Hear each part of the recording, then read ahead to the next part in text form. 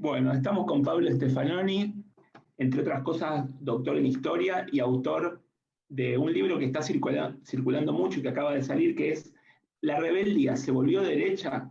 Gracias, Pablo, por aceptar la invitación de Encuentro Itinerante para charlar un rato. No, por favor, muchas gracias a ustedes por invitarme. Bueno, a mí lo primero que me interesa tocar, el primer tema que me interesa tocar del libro es algo que aparece en la bajada, que tiene que ver con leer en serio a la derecha. Antes de meternos en si la rebeldía se volvió de derecha, una apuesta por leer en serio, leer sin ninguneos, leer a pesar de que ciertos fenómenos puedan presentarse como marginales hoy, claro, veremos qué sucede en el futuro.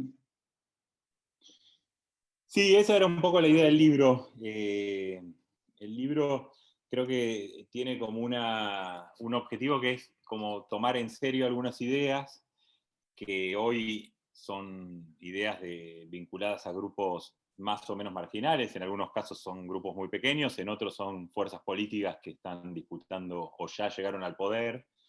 De hecho, cualquier cosa que uno analice de la extrema derecha tiene que incluir la presidencia de Donald Trump, después podemos hablar. Pero me parecía que era importante salir como de una zona de confort, de superioridad moral del progresismo, decir, bueno, la derecha son o unos boludos o unos reaccionarios que ni siquiera vale la pena ocuparnos de ellos. Y volver quizás a una cosa digo, a debates, a leerlos, digo, en alguna época los marxistas discutían, no sé, con Hayek, con Mises, con la escuela austríaca, con los keynesianos, digo, con otras corrientes, y entre esas corrientes también con la derecha. Y hoy hay como un desprecio moral que se confunde con el hecho de a veces no tomar en serio, no leer, mientras que las nuevas extremas derechas leen mucho a la izquierda, al progresismo, porque consideran que el progresismo es hegemónico y que tienen que luchar para debilitarlo, ¿no? Y entonces leen todo. Entonces me parece que era interesante presentar una especie de cartografía de ideas, de utopías, retroutopías, de delirios, de cosas menos delirantes, y a partir de ahí tratar de ver por qué crecen, si en las razones por las cuales crecen quizás hay también algunos elementos que habría que tomar en serio. Obviamente crecen por razones reaccionarias, podríamos decir, y por razones que quizás no lo sean tanto, pero que ellos se apropian de ese discurso. Entonces, tratar de cartografiar por lo pronto, que es un poco la idea del libro, no es tampoco una idea de analizar todas las extremas derechas, sino cartografiar, armar un mapita de algunos fenómenos, de algunas ideas, de algunas cosas para echarle la lupa ahí y hacer como un viaje como al otro lado de la luna, es decir, a ver qué hay, como una expedición cuando iban a, no sé, a los indios ranqueles, no sé, a decir, bueno, después volvemos y te cuento cómo viven ahí. Bueno, volver a decir, bueno, hay todo ese mundo que a veces no lo prestamos atención. Y para cerrar esto, solo digo algo, es un mundo que a veces no es tan pequeño, quizás también depende de qué hablamos. Si hablamos de ganar una elección es muy pequeño, pero si hablamos de público, esta semana pasada hubo un debate entre Agustín Laje y Gloria Álvarez, dos figuras de este mundo libertario de derecha, y hoy tenía 800.000 visitas el debate en una semana, y 40.000 personas lo vieron en vivo por YouTube, quizás más por otras plataformas. O sea, hay gente mirando eso y por ahora a veces es político, a veces son subculturas que no se expresan en una alternativa política. Pero bueno, la idea del libro era hacer un mapita de todo eso, ¿no? Bien, porque a partir de lo que decís y de esta especie de superioridad moral que en algún momento se presenta, digamos, desde el progresismo, desde la izquierda, yo creo que este fenómeno se vio en el 2015, 2014, 2015, con respecto a la elección de Mauricio Macri. Había un desdén, una idea de que, bueno, no saben nada, no tienen intelectuales, ¿no? Sí, En ese sentido, claro, ¿te sí. parece que hay alguna conexión? Sí, sí. De hecho, salió el libro Mundo Pro, que era un muy buen libro en ese momento, porque tomaba en serio, después no había mucho sobre el PRO, ¿no? Decir, bueno, ¿qué es el PRO? ¿Qué hay ahí? ¿Qué piensan? ¿Qué quieren? Todo eso, ¿no?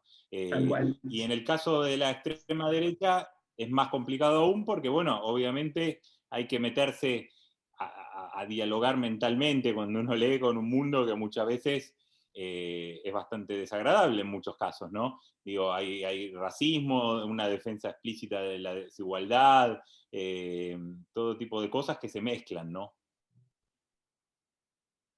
Y al mismo tiempo, esto que vos proponés, esta cartografía, nos permite de alguna forma quitarle homogeneidad, porque nosotros muchas veces decimos la derecha, ¿no? Como si fuera un bloque homogéneo, pero vos bien planteás en tu libro que hay derechas que se unen y que podrían no haberse unido, o que, no tienen, que tienen puntos en común, pero al mismo tiempo muchos puntos que los separan.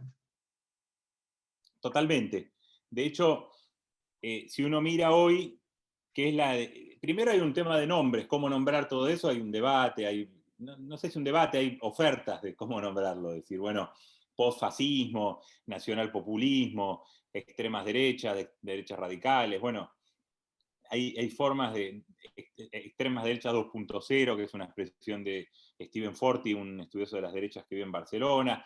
Entonces, primero es cómo nombrar esto. Yo creo que como siempre pasa, los macro conceptos después, bueno, pierden un poco de especificidad sobre un fenómeno, ¿no? Cuanto más quiere abarcar, obviamente pierde densidad.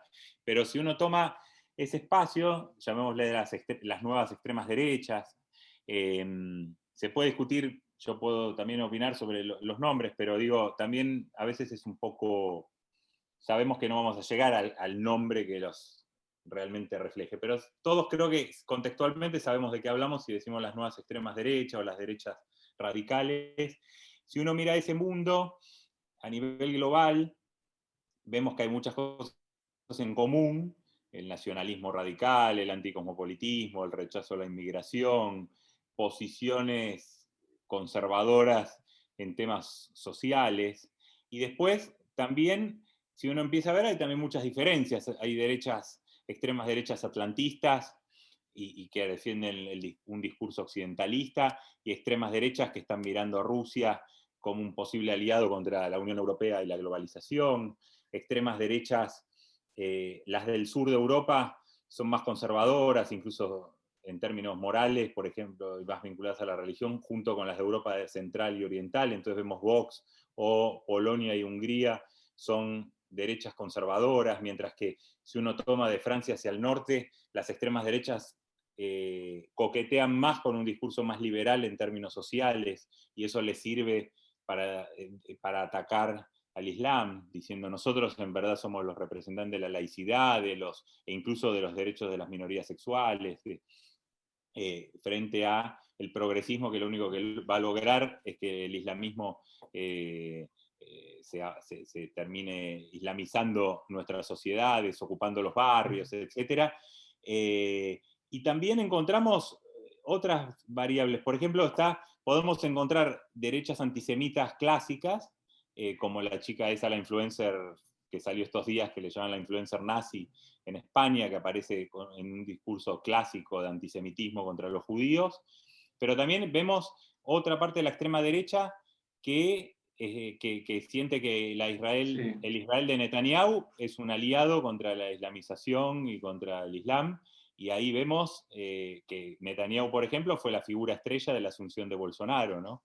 Entonces, también ahí hay muchos clivajes, cosas para ir mirando más en detalle e ir viendo detrás de todo eso, del gran paraguas que es la extrema derecha, que hay como clivajes internos, ¿no?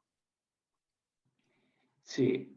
¿Cómo analizás vos, o sea, en todo este marco, digamos, la irrupción o el triunfo de Trump? Digamos, hubo ahí una transformación, Sí, hubo una posibilidad de que ciertos discursos marginales tomaran un lugar central, ¿no? Me total, parece que no, hay sí, que figuras. colaboró esto, ¿no? Total, Trump yo creo que es un punto de inflexión en todo esto que hablamos, porque permite a diferencia de otras derechas, que digo, Marine Le Pen, en Francia creció hace mucho, en Austria la extrema derecha ya en el 2000 era parte del gobierno, pero ninguna de esas figuras era tan global como Donald Trump.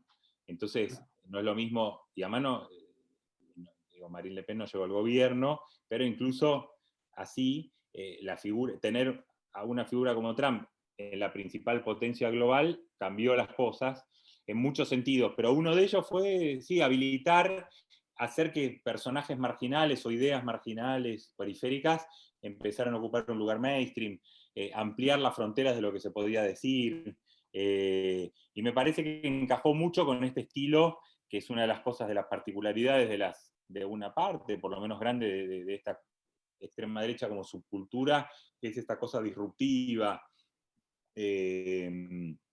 esta cultura incluso cercana a esta lógica de 4chan y otras plataformas, ¿no? Que la vuelven muy, lo que ahora está de moda denominar como incorrección política, ¿no?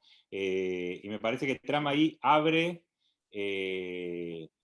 una compuerta y su derrota no la cierra, ¿no? De hecho, hay notas estos días sobre el Partido Republicano y están entrampados en esto. Si siguen siendo trumpistas es un problema, pero si hoy dicen que rechazan a Trump y tratan de buscar quitarlo del medio, también es un problema, porque sacó más de 70 millones de votos. Entonces, yo creo que Trump es un fenómeno de inflexión ahí, y si bien a veces era un poco imprevisible en sus discursos y por dónde iba a salir, me parece que no sería lo mismo hoy el panorama sin ese triunfo de Trump en 2016. Me parece que estos 4 años permitieron ir sedimentando cosas que son las que hoy tenemos cuando empezamos a escarbar un poquito y ver qué hay ahí en este mundo de las derechas.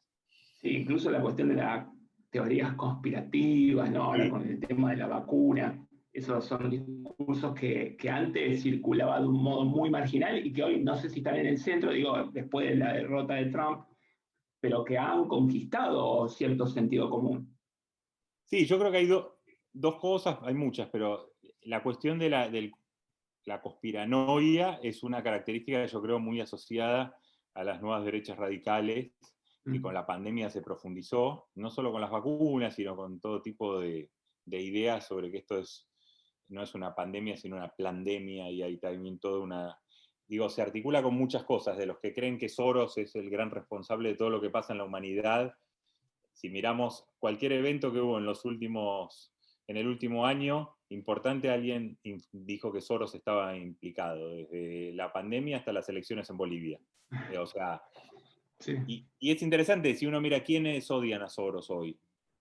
Por ejemplo, hay dos figuras que incluso el rechazo a Soros terminó casi uniéndolas, que son Víctor Orbán en Hungría. Soros es húngaro y en Hungría hay mucho discurso anti-Soros en clave muy antisemita, con tintes antisemitas, y Netanyahu también odia a Soros, y Soros es judío además de húngaro. Entonces, digo, ahí Soros aparece en muchas de estas teorías conspirativas, y eso es interesante porque significa que las extremas derechas también, además de discutir sobre la realidad, construyen una realidad, y esas QAnon, bueno, todo lo que conocemos puede caer debilitarse una plataforma, pero emerge otra, ¿no?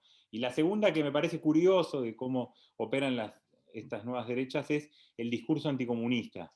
Porque es un discurso anticomunista típico, parece de los años 50, pero en los años 50 estaba la Unión Soviética, estaba China, o sea, digo, el mundo efectivamente había un poder comunista global que disputaba con el otro lado. Hoy no hay, el comunismo que queda es muy residual y está completamente en otra cosa. Digo, Cuba está tratando de abrir su economía, Corea del Norte está totalmente aislada, digo, no aparece ningún. Entonces lo que se construye es un anticomunismo zombie, como decíamos los amigos, sin comunistas, y funciona. O sea, hace poco Vox, el partido de extrema derecha española, convocó a lo que le llamó el Foro de Madrid, y firmaron una carta a varias figuras de la extrema derecha, el hijo de Bolsonaro, Giorgia Meloni, que es una hoy líder italiana de una de las fracciones de la extrema derecha, y 5 diputados del PRO, y el más conocido era Waldo Wolf, ¿no? Entonces uno se pregunta, ¿por qué alguien que tenía vínculos acá con una figura comunidad judía y demás, firma una carta con un partido católico radical español con tonalidades post-franquistas, que ayer fue repudiado en el Congreso por todos los partidos del arco político, desde los independentistas catalanes hasta el PP, por sus posiciones sobre la cuestión de la ley contra la violencia de género. ¿Y qué decía la carta? Básicamente que había un peligro comunista en América Latina y demás, ¿no? Entonces, ahí también es interesante cómo se puede construir un discurso anticomunista sin que haya comunistas del otro lado. Algunos lo resuelven con esto del marxismo cultural, ¿no? Decir, bueno, lo que hay es un marxismo cultural, ya no es el comunismo clásico que trataba de conquistar a la clase obrera y transformar la economía, sino es un marxismo que Antonio Gramsci mediante, Escuela de Frankfurt y varias cosas medio delirantes como se meten acá, conquistó la cultura y hoy entonces esa es la parte de la derecha que quiere dar realmente una batalla cultural, ¿no? Contra el progresismo y contra lo que ven como una especie de dictadura progresista y dictadura a la corrección política y todo eso, ¿no? O sea, concebida la izquierda o el progresismo como ganadores culturalmente. Claro, exacto, cultural y políticamente, ¿no? Porque ellos dicen, bueno, las instituciones hoy multilaterales, muchísimos gobiernos, universidades, medios, todo está conquistado, digamos, hegemonizado por el progresismo. Claro, siempre en esto lo que es interesante es siempre un poco algo de verdad y después mucho de esto, porque termina siendo una teoría de la conspiración también lo del marxismo cultural, ¿no? La forma en que está pensado, digamos, es conspirativa. Entonces, obviamente siempre hay elementos reales, que es verdad que el progresismo ganó, tuvo éxitos en el mundo de las costumbres, pero eso se presenta como que hubiera una especie de comité central que está planeando todo el tiempo, ¿no? Y eso, ahí es donde toma el viso de una teoría de la conspiración casi. Sí, y hay un fenómeno interesante en esto que es esta cuestión de la victimización o discurso de la victimización en sectores que históricamente no se presentaron de esa manera. Yo creo que el fenómeno excede a la derecha, digamos, en cuanto a presentarse como víctimas de la dictadura de lo políticamente correcto, sino que hay un discurso generalizado en la sociedad que está regado en la cultura de la queja, la indignación. Eso yo creo que excede, pero me parece que ahí, en esta cuestión, digo, de presentarse a sí mismos como víctimas bueno, de políticamente correcto, hay también un gesto en ese sentido, ¿no? Sí, o sea, ahí también hay un poco de verdad y después toda una construcción. Si uno mira, qué sé yo, chicos jóvenes que hoy siguen a los libertarios y se van a hacer el CBC en la UBA, por ejemplo, y ahí defienden a Margaret Thatcher, obviamente se van a sentir en absoluta minoría, ¿no? Y se van a sentir atacados por la mayoría de sus compañeros, de sus profesores, porque claro, hoy en general hay un cierto consenso más que, llamémosle keynesiano, digamos, progresista keynesiano, y entonces, y lo mismo con, no sé, si van y defienden la libertad para portar armas o cosas que defienden o reivindican a Trump, o un capitalismo radical y un discurso contra la justicia social. Entonces, efectivamente, hay muchos espacios donde el progresismo es mayoritario en un sentido muy amplio. Ahora, de ahí se deriva una especie de discurso de que lo que hay es una especie de dictadura progresista y dictadura de la corrección política, y que si no te adaptás, que cualquier crítica te acusan de misógeno, de racista, de homófobo, etc. Y claro, en ese gap se trafica mucho, porque después podés ser racista efectivamente, podés ser homófobo, todo, y todo lo justificás o con la idea de que simplemente estás haciendo un chiste, o que es parte de la... No seas políticamente correcto, te van a decir, ¿no? Entonces, claro, en ese caso, y me parece parte de esta cultura un poco de este tipo que decía 4chan y de otras plataformas, de que a veces es difícil separar lo irónico de lo no irónico, ¿no? Cuando Richard Spencer, un neonazi norteamericano, dijo Hail Trump, después dijo fue un chiste. no estaba hablando en serio, estaba provocando. Provocando a los progresistas, lo que en Estados Unidos le llaman los guerreros de la justicia social, ¿no? Entonces, y muchas cosas que empiezan en chiste después toman cierta... Digo, en Argentina se armó la puto Bullrich, ¿no? Este grupito Sí. que apoya a la ex ministra desde la diversidad sexual.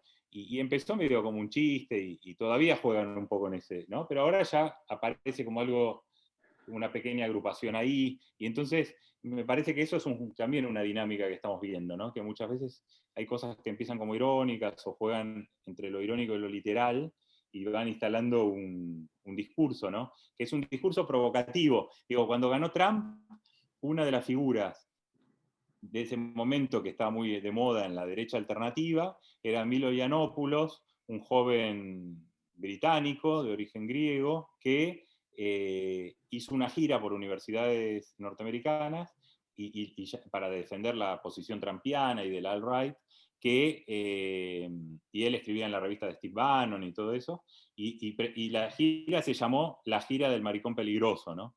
Entonces, ahí vemos que hay algo bueno, que no es la imagen de la extrema derecha facha tradicional, no encaja ahí, ¿no? Digo, la gira del Maricón Peligroso era para difundir las ideas de Trump y de la derecha alternativa, ¿no? Entonces, me parece que si uno empieza a mirar, hay muchos de estos fenómenos donde, y a eso iba un poco con esto de la rebeldía. Bueno, no sé si la rebeldía se volvió derecha o no, pero sí, la derecha juega a ser disruptiva, y efectivamente es muy difícil caracterizar como conservadores a muchos de estas derechas, porque más bien vienen a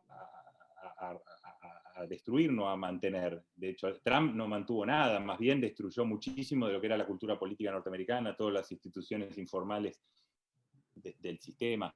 O sea, y de hecho los neoconservadores clásicos como Bush lo desprecian a Trump. Lo desprecian, les parece que unos locos tomaron al Partido Republicano por asalto, ¿no? Sí. Y efectivamente aparece como unos locos que tomaron al Partido Republicano cuando se empezaba a ver un poco toda esa fauna, Steve Bannon, toda esa gente, ¿no? Y lo que sucedió después con la toma del Capitolio. Claro, eso fue O sea, como la eso guinda de como, la torta de la salida de Trump, como que no se podía ir por una vía normal, ¿no? Tenía que pasar algo y termina con esta cosa un poco extraña, porque tampoco es que había un plan para tomar el Capitolio, era una especie de claro. cosa. Algunos lo comparaban con los juegos de roles, esto donde gente se disfraza y va a hacer peleas de la Edad Media, ¿no? Y después termina la pelea y se vuelve a casa, ¿no? Acá parecía un poco eso, ¿no? De ir a tomar el Capitolio. Y entonces hay algo ahí donde yo creo que están disputando el enojo, y ahí se ve con las extremas derechas que sí crecieron electoralmente y están disputándole el progresismo, incluso el electorado, ¿no? Sí, la insatisfacción, hay también una especie de hipersensibilización en la sociedad, pero bueno, eso... una cuestión más con respecto a lo de la rebeldía. Me parece interesante el fenómeno porque siempre se asocia la rebeldía a la adolescencia, digamos, rebeldía, adolescencia, izquierda, ¿no? Rebeldía, históricamente, rebeldía, adolescencia, izquierda. Y hoy eso ha sido trastocado. Incluso los seguidores de los partidos de extrema derecha en Argentina, en general, son los jóvenes, vos acabas de mencionar, ¿no? Los que se quedan deslumbrados, los que son atraídos por esos discursos, que quizás generan la sensación de poder respirar en un ambiente de opresión, de asfixia, por lo menos eso es lo que sienten. Me parece que ese desplazamiento es interesante, porque siempre se habló, bueno, es un adolescente, es lógico que sea revolucionario, ¿no? Sí. Y eso... Sí. Bueno, yo creo que hay... muchas veces se lee al fascismo, al nazismo como algo puramente contrarrevolucionario. Efectivamente, mucha gente apoyó esas vías para acabar con lo que aparecía como una amenaza de revolución, pero por ejemplo, autores que trabajaron el fascismo, sobre todo el fascismo italiano como Sternel, él lo que decía es que, bueno, que el fascismo disputó con el marxismo una idea de revolución y una idea de futuro, ¿no? Y me parece que, bueno, muchas veces la revolución conservadora toma un nombre que parece un oxímoron, una contradicción, revolución conservadora, ¿no? Sin embargo, Reagan y Thatcher hicieron una especie de revolución en lo que eran ciertos consensos keynesianos, estado de bienestar, ¿no? Entonces, esa dimensión de cambio en los últimos tiempos, yo creo que el progresismo en lo cultural fue mucho más eficaz y logró instaurar una serie de cuestiones, en lo económico y social menos, ¿no? Y efectivamente hubo un montón de gente enojada en un contexto donde además, en el caso europeo, por ejemplo, las dos fuerzas en los países que había bipartidismo, socialdemócratas y conservadores, terminaron en una especie de consenso centrista medio indiferenciado, ¿no? Donde cada vez parece menos, no tan diferente si gana uno u otro, o por lo menos, y si es diferente, aparece más en el ámbito de la cultura a veces, ¿no? En España, si ganaba el Partido Socialista o el Partido Popular, claro, en muchos temas eran muy distintos, pero menos en lo económico, ¿no? Entonces, me parece que eso hace que en algunos lugares ese enojo se haya ido ahí. Si uno mira en Alemania, la extrema derecha creció mucho en partes de Alemania Oriental, la ex República Democrática, y bueno, finalmente con la anexión mucha gente se sintió que terminaban siendo ciudadanos de segunda, que nunca terminaban de equipararse a los otros. En el caso de Francia, Marine Le Pen hace un discurso que si uno está un poco desprevenido y la empieza a escuchar, le firma una gran parte desde la izquierda, le firma la mitad de lo que dice hasta que empieza a hablar de los inmigrantes o el Islam o lo que sea. Pero digo, cuando defiende las economías locales frente a las transnacionales, cuando defiende, hace críticas a la globalización, a los efectos que tiene la globalización sobre ciertas zonas del país, y así me parece que pasa. El propio Trump hacía muchos discursos retóricos, porque después no hizo nada sobre eso, pero sobre la desindustrialización de gran parte de Estados Unidos, sobre la conexión de los demócratas y las élites demócratas con Wall Street y las finanzas, y bueno, todo ese discurso antiélite, yo creo que ahí es donde las extremas derechas disputan, en parte porque gran parte del progresismo socialdemócrata se volvió élite, se volvió parte de las élites culturales, a veces incluso económicas.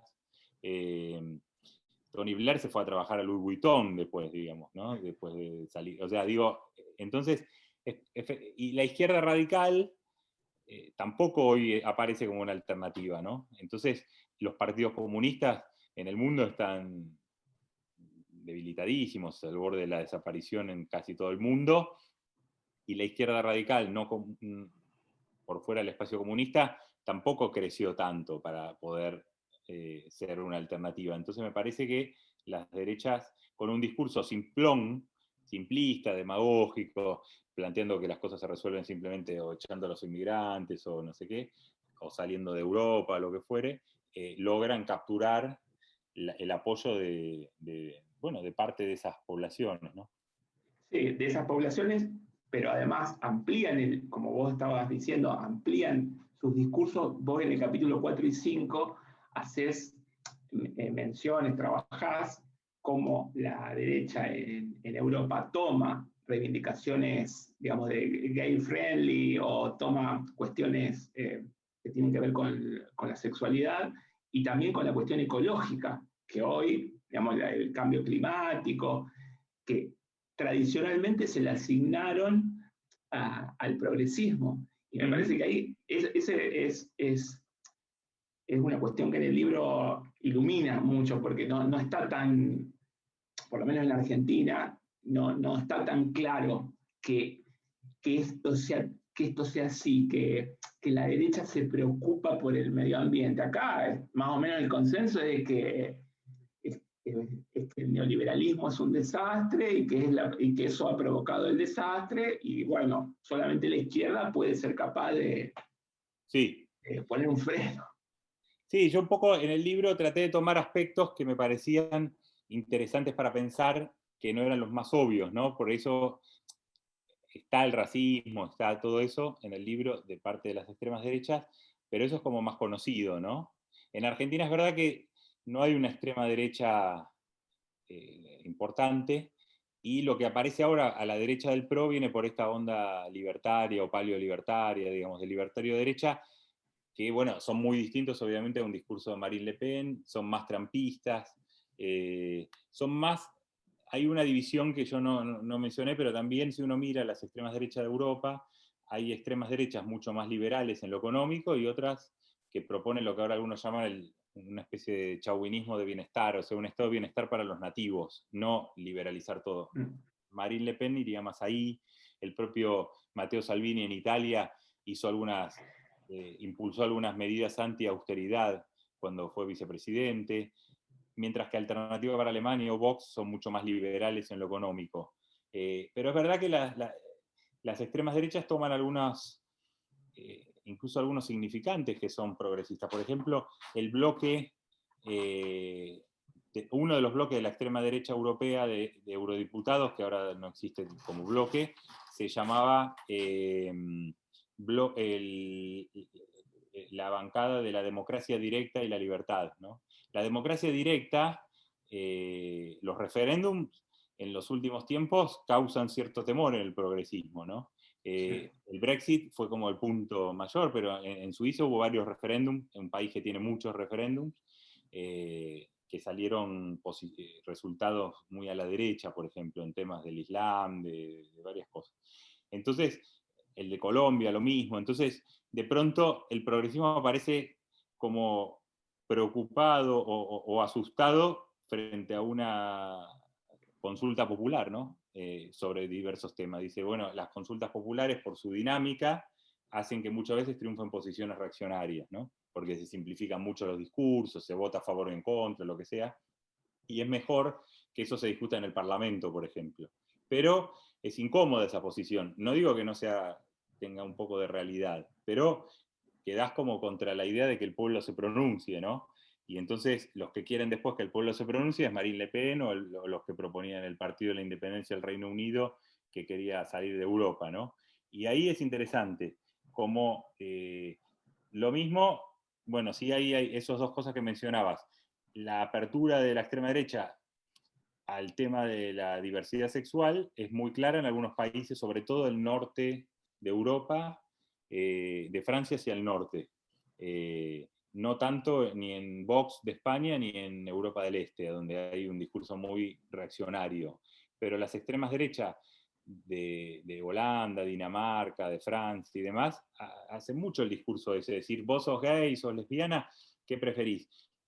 Votarnos a nosotros que vamos a garantizar la laicidad o votar a los progres que van a seguir trayendo migrantes musulmanes que cuando quieras salir de la mano de tu pareja por el barrio te van a insultar. Y efectivamente funciona ese discurso. Y además hay muchas figuras hoy de la extrema derecha que son gays o lesbianas. Una de las líderes de la extrema derecha alemana, Alice Weidel, es lesbiana, está casada incluso con una mujer que tiene de familias de origen srilankés, de Sri Lanka, no es una área germánica. En Holanda empezó este fenómeno con Pim Fortuyn, y después la segunda figura del Frente Nacional de Francia, que ahora se fue del partido, Florian Philippot.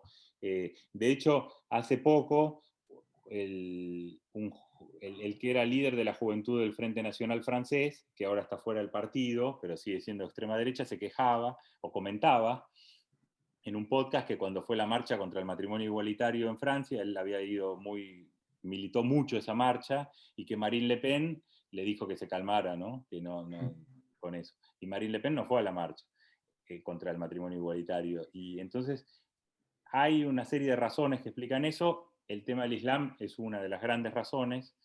Otras sería un poco largo y demás, pero me parece que ahí hay algo para mirar y tratar de ver un poco más. Lo mismo la ecología, donde hay toda una parte de la extrema derecha que piensa que hay que prestarle atención y no ser negacionistas del clima. Y lo que hacen es algo que desde el progresismo vemos como bastante perverso, que es unir la defensa del medio ambiente con la pureza racial, ¿no? En el caso más extremo. Y en casos menos extremos, vemos ahora en Austria, hay una coalición entre verdes y conservadores, que cuando se armó la coalición se hicieron como una división de tareas. Los conservadores, que están muy a la derecha, los conservadores austríacos, dijeron que era el mejor de los mundos, los conservadores iban a defender la frontera y los ecologistas el ambiente, ¿no? Y entonces se pueden articular cosas que a priori uno no las juntaría, y por otro lado tampoco no es tan claro que si hay una crisis climática más aguda en el futuro, el discurso de la solidaridad universal sea el más popular en esos casos. Digamos, no pasó con el COVID, claramente. Digo, viene una pandemia y cada país se trató de arreglar como pudo. Entonces ahí es lo que yo ponía un poco como dos ideas grandes en el libro. La ética, la idea de la nave tierra, todos estamos en el planeta y entonces tenemos que estar en el mismo barco, y los que dicen no es un barco, es un bote salvavidas. Si el bote salvavidas lleva 10 personas y subís 50, se hunde y nos hundimos todos. Sí. Entonces, esas dos son dos formas de pensar el cambio climático. O sea, el cambio climático como crisis, digo, si en el futuro se agrava, también puede predominar esa idea. Sí, y vos en el final del capítulo 5 te haces una pregunta que a mí me pareció clave, que es, ¿qué forma, digamos, de gobierno va a ser más efectiva a la hora, o sería más efectiva a la hora de racionalizar los bienes y el consumo, ¿no? Dentro de esta crisis, ¿formas autoritarias o formas democráticas? A mí me parece importante eso, porque desde el progresismo muchas veces aparecen los discursos sobre la minería, el extractivismo, bueno, todo lo que está relacionado a estas cuestiones ligadas a lo económico, ambiental, digamos, pero al mismo tiempo nunca aparece las consecuencias de qué sucedería, o sea, cómo cambiaría nuestro modo de vida si efectivamente dejamos de lado la minería, dejamos de lado el extractivismo. ¿Se entiende? Me parece que ahí también es una pregunta para el progresismo esa, ¿no? Sí, la pregunta yo creo es si el mundo, el cambio, partiendo de la base que esto se agrave, si no se agrava, bueno, no pasa nada. Si se agrava y la gente, si se agrava el cambio climático, va a ser necesario tomar medidas. Esas medidas van a afectar el consumo, las formas de consumo que hoy existen sobre todo en el primer mundo, pero también en las clases medias e incluso sectores populares que en los últimos años fueron creciendo, aumentando el consumo. Bueno, obviamente, una opción es decir, vamos a generar una conciencia mundial para que, y es lo que intentan los partidos verdes, intentaron siempre, decir, bueno, vamos a hacer otro tipo de programa, de formas de vida, etc. Y en Europa hoy mismo son populares y demás. Ahora, pongamos que no funciona eso. ¿Cuál es la solución y qué es más efectivo? Y efectivamente me parece que la idea de que de una especie, entre comillas, dictadura verde o formas autoritarias de resolver la crisis climática en el futuro, si las cosas se agravan, no es algo para dejarlo de lado, ¿no? Porque efectivamente la cuestión del bote de salvavidas va a ser un tema. Decir, bueno, vamos a dejar, ya hay mucho de eso, cuando no se dejan entrar a los migrantes, hay una lógica del bote de salvavidas. Decir, bueno, no pueden entrar todos los africanos que quieran. Algunos lo llevan, yo mencioné algunos personajes, como un ecologista finlandés que ya murió recién, Peter Linkola, que directamente él decía, hay que dejar morirse a los migrantes que quieren llegar. Y él, que era un experto en pájaros, y él fue muy consecuente y se fue a vivir una cabaña en el bosque, decía, los pájaros cuando migran se ahogan muchos. Cuando vemos la migración de pájaros, llegan algunos, no llegan todos los pájaros que salieron, se ahogan, se caen, etc. Y entonces los migrantes también, porque el mundo está superpoblado y hay que despoblarlo, que es la única forma de enfrentar esto. Entonces, bueno, digo, hay todo tipo de posiciones en la oferta discursiva sobre el tema de la crisis climática, muy reaccionarias y muy progresistas. No, digo, hay todo tipo de oferta en esto, ¿no? Sí, y como titulaste un parágrafo, salvar árboles, no refugiados, o era un entrecomillado, ¿sí? Era una frase. Ahora, también yo por lo menos trataba de no caer ahí, porque también hubo un discurso en los años 80, en Europa, bastante del lado de los liberales, y todavía a veces se menciona, donde se acusa prácticamente de fascista a cualquier ecologista, ¿no? Diciendo, bueno, todo es ecofascismo. Claro. Hitler era vegetariano y no sé qué y no sé cuánto. Entonces, efectivamente hay una tradición que es la que yo trato de reconstruir ahí, de ecofascismo, pero la verdad que la tradición de ecologismo democrática y de ecologismo emancipatorio que hoy conocemos no tiene nada que ver con el fascismo, más bien viene de las demandas de mayo del 68, post-mayo del 68, y tiene una visión libertaria, no para nada autoritaria, ¿no? Esa tradición. Pero sí me parece que es un poco todo el hilo rojo del libro, que es pensar que en todos los casos, que en ningún caso, mejor dicho, el progresismo tiene atado ni sujetos ni sentidos. O sea, entonces se ve, bueno, una parte de la población gay empieza a asustarse con el Islam y puede votar a la extrema derecha. Una parte, Marine Le Pen puede hablar hoy de civilización ecológica y decir que los verdaderos ecologistas son los que están arraigados en su tierra y no los migrantes o los cosmopolitas que no les importa, porque no tienen un territorio. Y entonces ahí, bueno, son discursos que están hoy en la palestra, ¿no? Bien, centrándonos ahora en, digamos, poniendo como objeto ahora a la izquierda, más que a la derecha, hay una frase que quiero que comentes, que es, no sé si es un parafraseo de un bloguero, filósofo inglés, Nick Land, que dice, te la voy a leer, bueno, la conocés, pero digo para la gente que está escuchando, que va a escuchar, la izquierda se encuentra con frecuencia encerrada en una lucha por defender el capitalismo tal como es frente al capitalismo tal como amenaza en convertirse. Ahí estaría claro la cuestión conservadora, ¿no? Sí, Neil Lang estuvo asociado en un momento a lo que le llama ahora el aceleracionismo, que es una pequeña corriente intelectual de izquierda. Después terminó siendo un neorreaccionario. Y esa frase para mí sintetiza un poco algo que ya era así, pero me parece que Trump lo terminó de potenciar, que es una reacción. Trump, dos niveles, uno más coyuntural. Cuando asume Trump, todo el tiempo está rompiendo consensos y el progresismo global sosteniendo esos consensos. Dice, la Organización Mundial de la Salud es una porquería, pro-China, no sé qué, todo. Y el progresismo sale a bancar a la Organización Mundial de la Salud. Sale a atacar a las Naciones Unidas Trump, el progresismo defiende a las Naciones Unidas. Sale a atacar la globalización, el progresismo defiende la globalización. Y así vemos cada vez menos audacia por el temor a que el futuro efectivamente sea hegemonizado por estas extremas derechas. Se ve mucho en el Brexit. Cuando se votó la Constitución Europea en Francia, que ganó el no ganó por la extrema derecha y por la izquierda. O sea, llamemos, como llaman en Francia, la extrema izquierda. Hoy prácticamente no hay izquierdas antieuropeas, y eso también tiene su problema, porque el consenso europeísta también se va volviendo un consenso un poco vacío, ¿no?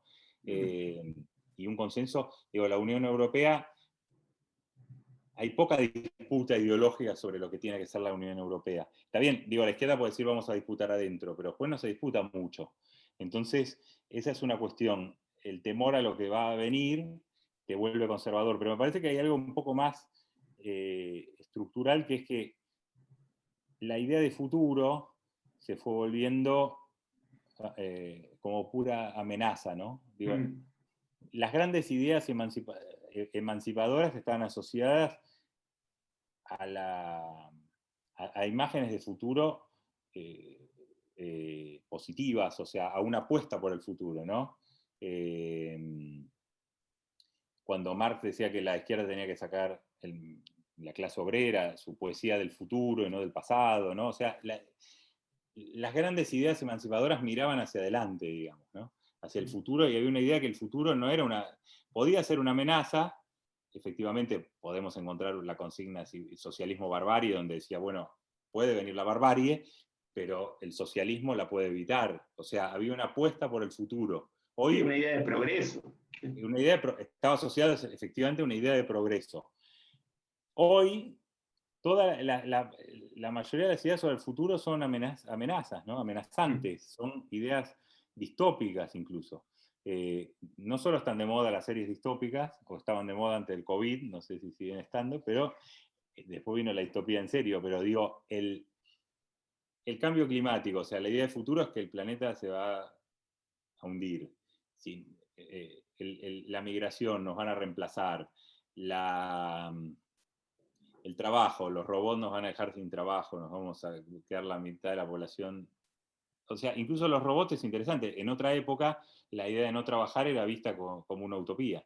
O sea, de trabajar menos o no trabajar en absoluto, digamos, como algo realmente emancipatorio. El Es decir, derecho a la pereza, digamos. el derecho a la pereza era algo positivo, es decir, hay que salir de la fábrica, de la esclavitud del trabajo, todo. Hoy queremos, la peor cosa que podemos imaginar es salir del trabajo, es salir de todo. Entonces, incluso las ideas sobre ingreso universal y demás no avanzaron mucho. Entonces, en general hay una idea amenazante del futuro, ¿no? Eso más allá de la izquierda, digo, me parece que es algo transversal a la sociedad. Poca gente yo creo que piensa que el futuro va a ser mejor que el presente y menos aún que el pasado. Eso lleva a idealizar el pasado en muchos sentidos y a generar lo que algunos llaman retroutopías. Y es un terreno que abona mucho eso de esa frase, de decir, bueno, si el futuro va a ser peor, defendamos el estado de bienestar que tenemos, defendamos, si Uber nos va a uberizar el mundo y las aplicaciones defendamos el trabajo, lo más posible, el trabajo que conocíamos en una empresa. Eso a veces choca con las propias percepciones, yo creo, de cierta gente, que yo creo que mucha gente encuentra en Uber y en ese tipo de cosas precariedad, pero también ciertas formas de vida más compatibles con lo que imagina, pero me parece que hace que haya una posición conservadora en eso, decir, bueno, defendamos el trabajo como es hoy, porque va a venir todo Uber. Y en vez de ver un poco más, quizá dar una disputa mayor en ese terreno de los cambios, ¿no? Ahí es donde está el libro de Alejandro Galiano, que creo que pasó por este debate también. Sí. Ya bueno, hoy la izquierda le teme a la utopía y le dejó la utopía en manos de los capitalistas locos, estos de Silicon Valley, que quieren en favor del transhumanismo, de meter chip en los cerebros de la gente, de ir a Marte, de colonizar, armar utopías libertarias de alta mar.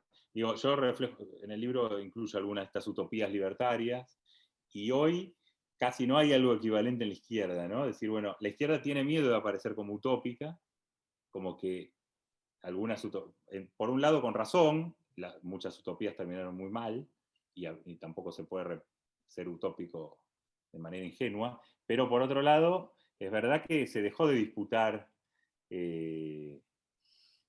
un poco la idea de ir más allá de este mundo, ¿no?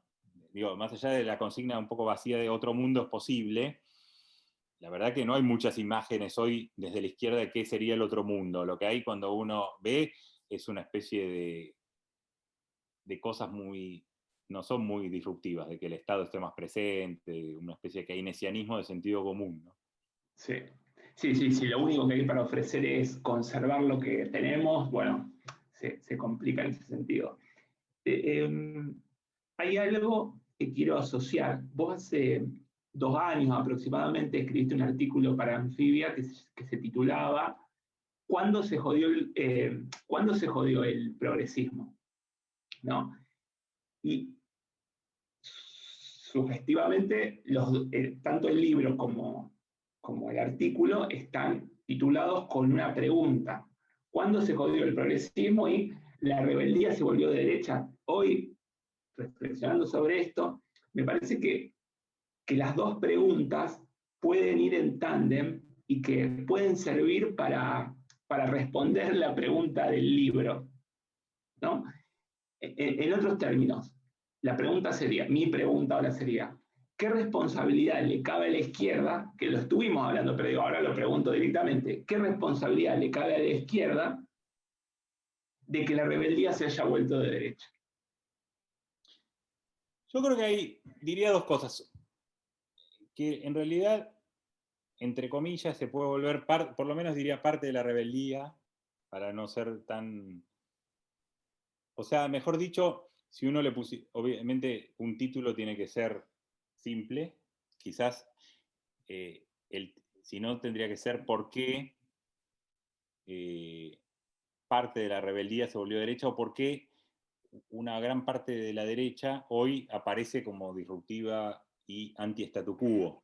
Eso no quiere decir que no pueda haber rebeldía de izquierda todavía, o que tampoco quiere decir que el progresismo ya no esté, no gane más elecciones, ni sea, digo, no es esa la idea. La idea es ver por qué hoy aparecen, lo que vos decías, jóvenes, gente posadolescente, que está mirando ahí. Yo creo que ahí diría dos cosas. A veces es por los déficits de la izquierda y a veces por los éxitos. Yo creo que en muchos sentidos también el progresismo fue exitoso en estos años. Hubo, por ejemplo, el movimiento de mujeres, el feminismo en el mundo, fue un movimiento muy exitoso y muy productivo en repensar muchas cosas. Y de hecho, quizás donde la izquierda, llamémosle así, ofrece quizás más visiones del futuro es en ese ámbito, ¿no? Del feminismo, del cambio de las jerarquías de género. Lo mismo el movimiento de derechos sexuales, las llamadas minorías sexuales o los movimientos LGBTI. Ahí yo creo que hubo muchos cambios y me parece que la reacción de derecha es por dos cosas. Uno, por los déficits, por los fracasos, por los de la izquierda, y otro también por sus aciertos, ¿no? Y entonces yo creo que conviven. Digo, hay mucha parte de estas reacciones que son frente a las cosas que sí se avanzaron. Por ejemplo, algunos decían que la verdadera consigna de Trump, que era hacer grande a Estados Unidos de nuevo, Make America Great Again, en realidad mucha gente la leyó como hacer a Estados Unidos blanco de nuevo, ¿no? Entonces hay una reacción ahí contra el antirracismo, contra un debilitamiento de las jerarquías raciales. Lo mismo yo creo que hay con el tema de género. No es casual que muchos de los chicos jóvenes que siguen a estos grupos, libertarios, paleolibertarios, derechas alternativas diversas, son varones, ¿no? Ahí toda esa crítica al feminismo es un elemento importante de estas derechas. Todo el tiempo, feminismo, progresismo, pero dentro de ese frente antiprogresista que construyen, el feminismo es central, digamos. Todo este discurso que no hablamos sobre, que mencionan como, llaman la ideología de género, otra especie de teoría conspirativa como está planteada. Entonces me parece que ahí también hay una reacción de jóvenes que no saben bien cómo ubicarse. Algunos tratan de resolver eso de manera de tratar de entender este mundo y otros de reaccionar de manera reaccionaria, valga la redundancia, contra eso. Ahora, es verdad que, como decía antes, también la izquierda perdió capacidad de ser vehículo para el cambio. Creo que la izquierda radical, porque nunca se recuperó de la caída del socialismo real, y en verdad después de eso nunca hubo un proyecto equivalente, por lo menos la izquierda anticapitalista no pudo construir otro proyecto. Ni la izquierda, una parte porque es la que cayó con eso, más la izquierda, llamémosla estalinista, pero incluso la izquierda crítica del modelo soviético tampoco pudo ofrecer otra, no digo un modelo, una imagen de futuro, de decir qué queremos hacer. Y la izquierda socialdemócrata, eso mencionaba antes, terminó como en una especie de consenso centrista, y también perdió capacidad para expresar a los de abajo, al inconformismo social, empezar a ver a los de abajo cuando se rebelan con desconfianza, ¿no? Si vemos los partidos socialistas europeos, salvo muchas excepciones, España que está en el poder, pero en coalición, hoy están muy débiles. Incluso el Partido Socialdemócrata Alemán, que fue el gran partido obrero de Europa, hoy está disputando el 18% en las encuestas. Pero tampoco la izquierda, Die Linke, que es la izquierda, lo que está a la izquierda del Partido Socialdemócrata, tampoco crece y está en el 8, el 9. Entonces, ¿qué crecen ahí? Los verdes, y creció también en un momento la extrema derecha. Los verdes son una fuerza hoy que expresa un tipo de progresismo en Europa, ¿no? Más liberal, Entonces ahí creo que ese consenso centrista y ese temor, ¿no? Cuando salieron los chalecos amarillos en Francia, toda una parte del progresismo los vio con desconfianza y diciendo, pero ¿esto qué es? ¿Es la extrema derecha? ¿Qué es? Y era quizás el movimiento más popular de Europa de los últimos años, ¿no? Más popular en el sentido, primero porque fue muy popular en Francia, en el sentido de que mucha gente lo apoyó, y en segundo porque era realmente la Francia más profunda, ¿no? De los pueblos y periferias y demás. Y en el caso latinoamericano, bueno, eso sería otro debate, pero creo que, bueno, ahí ahí se mezcla un poco progresismo, populismo de izquierda, distintas tradiciones políticas. Bueno, creo que hay que hacer un balance específico de eso, ¿no?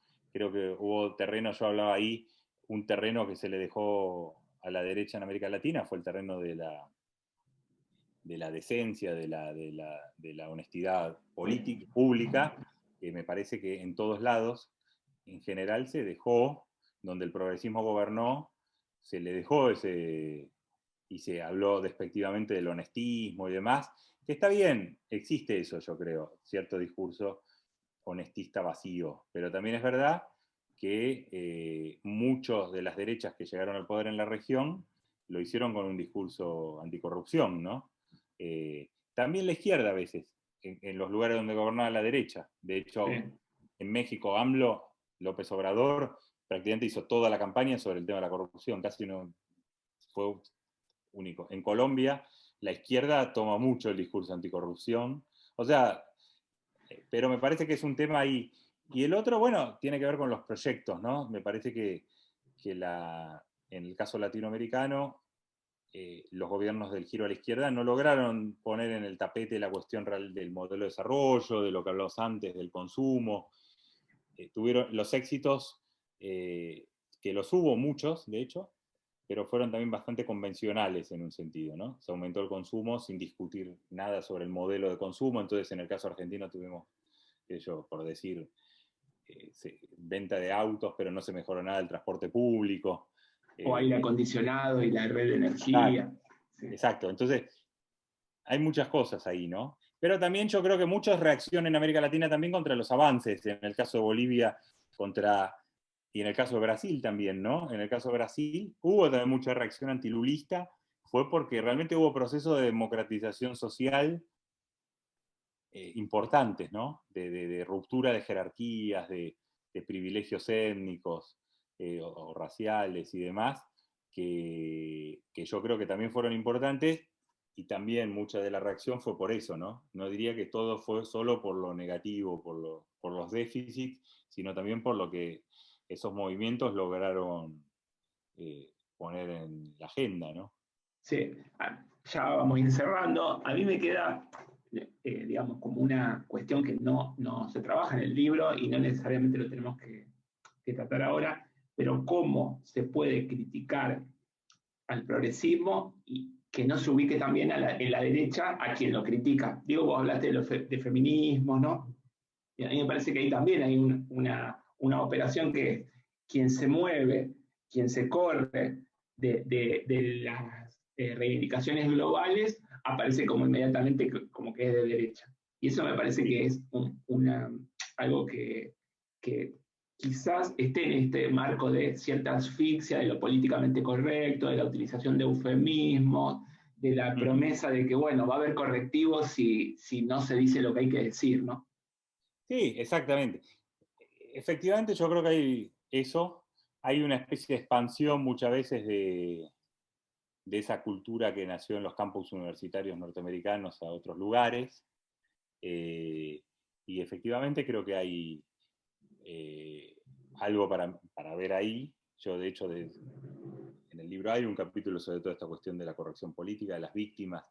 Enzo Traverso, por ejemplo, dice algo que yo lo cité ahí, el historiador italiano, que me parece interesante, que es que el auge de la memoria fue de la mano de pensar la historia como una sucesión de víctimas, ¿no? Las víctimas de la esclavitud, las víctimas del holocausto, las víctimas de la dictadura, las víctimas de todo, y borrar o debilitar la memoria de las luchas, ¿no? Eso me parece que es para ver, la forma en que se piensa muchas veces, el uso del término víctima, ¿no? De hoy es muy extendido, y efectivamente hay esa dimensión, es importante, me parece, abordarla, porque justamente la incorrección política en clave de derecha lo que hace es traficar, planteándose ese debate, esa discusión, lo que hace es terminar traficando racismo, misoginia, todo, ¿no? Y entonces con la idea, es lo que, como que la incorrección política sería una especie de cheque en blanco, como justificación para todo, decir, bueno, hizo un comentario racista, pero bueno, no seas políticamente correcto, ¿no? Entonces, ahí es un punto, yo creo que hay que ver bien. A veces también se habla de la cultura de la cancelación en países que tienen poco que ver con la cultura política norteamericana, que además tiene todo un sustrato ahí protestante y demás, mucho más hasta religioso por momentos, en todos los aspectos, incluso los sectores progresistas que no existen en otros lados. Entonces yo creo que hay que, en principio, ver qué es hoy eso en cada lugar, para no tampoco generar un discurso de la sobredimensionamiento, ¿no? Como no se puede decir nada, nos No, cancelan, todo eso, porque ahí sí se cae como el discurso de que hay una especie de dictadura de la corrección política que es peor que la dictadura de Corea del Norte, más o menos, ¿no? claro. Entonces, hubo mucho debate en Estados Unidos cuando salió ese manifiesto contra la cancelación, ¿no? Porque a su vez toda esa gente tiene muchos medios para expresarse, no es gente que está realmente silenciada, ¿no? Son gente de la élite que tiene muchos mecanismos para decir lo que quiere. Y a veces se confunde también cancelar a alguien con que le respondan a lo que dice, ¿no? O sea, si alguien también tiene un comentario polémico o disruptivo, también va a haber reacción, ¿no? Y eso no es cancelar a nadie. Entonces, bueno, me parece que es un debate interesante para abordar y que creo que se está abordando también Sí, sí, sí. en muchos espacios también progresistas, ¿no? De lo mismo el punitivismo, si hay que pedir aumento de penas para cualquier cosa eh, que no pedimos para otras, por ejemplo, ¿no? Para algunos delitos que tienen que ver con cuestiones sexuales y demás, si hay que pedir ahí más punición cuando en realidad en otros delitos estamos en contra de eso, ¿no? Entonces, Tal bueno, cual. Sí, eso hay mucho debate en el feminismo también, ¿no? Y en el sí. movimiento LGBT sobre cómo enfrentar la homofobia, si, por ejemplo, digo, si penalizando o amenazando con una multa o meter preso al que lo hace, o buscando otras formas de enfrentarla y cosas por el estilo. Creo que sí son debates importantes. Ahora sí, lo último, porque vos en un momento hablás en el final de ganar el deseo de los nuevos precarizados, del trabajador, ¿no? ¿Qué tiene que hacer la izquierda en este contexto? Te comento simplemente una anécdota, que es que uno de estos empleados o repartidores de alguna de las empresas le estaba explicando a alguien su trabajo, a alguien que le preguntó en la puerta de una heladería su trabajo, y para cerrar ese diálogo, le dice, lo que pasa que el, que el jefe o el empresario ahora no se tiene que preocupar por el empleado. Lo decía como algo positivo y lo decía él, que es el perjudicado. Y yo en un momento me pregunté, digo, yo me puse nervioso y digo, yo me estoy solidarizando con alguien que no me pide la solidaridad, que no me pide que me solidarice con él, porque efectivamente él está, por lo menos en ese discurso, lo que yo escuché es que él se sentía bien, se sentía cómodo en eso. ¿Cómo se puede pensar esta cuestión? ¿Cómo lidiar con esto? Bueno, yo creo que lo que hablamos antes, por ejemplo, yo creo que por lo pronto escuchando más las preocupaciones y las razones de la gente que está en esos lugares, ¿no? Interactuando más. Digo, Uber es un caso donde mucha gente que está en Uber dice que le sirve y que prefiere estar en Uber, y no idealizando también, ¿no? Porque la alternativa a Uber no es el trabajo en blanco en el ferrocarril para siempre, con un buen salario y con hoteles sindicales en no sé dónde. Es quizás trabajar de informal en un comercio de ropa, no sé. Entonces, no idealizar también la otra economía y ver un poco más, sí, creo que el progresismo dialogar más con estos nuevos actores, ¿no? En muchos casos se hace, digamos, si hay movimientos de trabajadores del call center, de no sé qué, digo, de nuevo. En el caso más global, también hay todo un tema con la cuestión del multiculturalismo, una clase trabajadora mucho más racializada, que no es la vieja clase obrera más homogénea de Europa de antes, ¿no? Y de hecho ahora en Francia hay un montón de debates sobre el tema del Islam, el separatismo islámico y demás, y hay una parte del progresismo que se pone en una posición muy islamófoba también, ¿no? Digo, el gobierno de Macron, que empezó como un gobierno centrista, pero más o menos liberal en términos sociales, terminó ahora en una histeria sobre el tema del Islam alucinante, y el ministro del Interior de Macron la semana pasada acusó a Marine Le Pen de que es demasiado blanda con el Islam ahora, su discurso, y que le faltan vitaminas, la chicaneó. Entonces, bueno, ver un poco ahí, hay realmente cosas importantes para ver desde la izquierda del progresismo. Todo ese tema, y me parece que lo que en Europa es el Islam, de ver un poco ahí qué hay por abajo. De hecho, no es que no se esté tratando, digo, no lo digo desde la posición de miren ahí porque no lo están haciendo, se está haciendo mucho. De hecho, el trotskismo francés hace unos años llevó como candidata a una chica con velo, y se armó todo un debate en la izquierda sobre eso. Y fue una parte de esas discusiones de cómo interactuar con estas realidades. Me parece que el equivalente en América Latina, porque eso parece lejano y no tenemos acá un fenómeno de islamismo ni nada, me parece que el equivalente, aunque no tiene nada que ver, pero sería como el espejo para pensar esto, es que cómo pensar, por ejemplo, las nuevas religiosidades, el evangelismo, por ejemplo, ¿no? Digo, la izquierda jamás se preocupó por eso en América Latina, más o menos los gobiernos lo resolvían pragmáticamente, Lula y Dilma negociaron con ellos, recibieron el apoyo de los evangélicos. Dilma hasta inauguró un gran templo, el Templo de Salomón de la Iglesia Universal, y después aparecían como el gran cuco los evangélicos últimamente. Digo, el progresismo no analizó nada y ahora los transforma en la explicación de todo, incluso cosas que nada que ver, como el golpe en Bolivia y cosas así, que el tema evangélico menor, digamos. Sí, después hubo una especie de demagogia con la Biblia, pero no explica mucho el fenómeno evangélico. Entonces, ahora todo es por el evangelismo. Antes no se le prestaba la mínima atención. Bueno, hay evangélicos en todos lados. En Bolivia, en el bloque del MAS, del Parlamento, estaba lleno de evangélicos. Hay evangélicos de derecha, evangélicos más progresistas. En los partidos populares está lleno porque simplemente son expresión de lo que pasa en los sectores populares. Y me parece que ahí también hay que verlo con un poquito más de apertura a entender esos fenómenos y a ver qué pasa y cómo interactuar con eso, ¿no? Sí, en lugar de desde las propias convicciones y de las propias ideas y de las propias visiones, asignarle al otro, ya sea a la derecha o el trabajador, porque vos también hablaste de escucharlo más o de dialogar más, que es la propuesta, entonces, la propuesta de tu libro. Prestar atención a fenómenos que quizás no estén tan extendidos, pero bueno, veamos qué pasa con esto. Bueno, Sí, Pablo. y no, digo, para cerrar, y escuchar no quiere decir justificar, digo, No, escuchar, no. porque en el voto trumpista estaba lleno de trabajadores racistas también, y en el voto popular a Marine Le Pen lo mismo. Entonces, no digo que la apertura hacia eso sea justificar, sino ver qué cosas se mezclan ahí para tratar de intervenir de una manera que no sea una pura superioridad moral, o en el caso del evangelismo, es muy fácil al evangelismo pentecostal ridiculizarlo, ¿no? Y pensar que todos los que están ahí son unos descerebrados que van ahí manipulados por 5 pastores, ¿no? Tal Entonces, cual.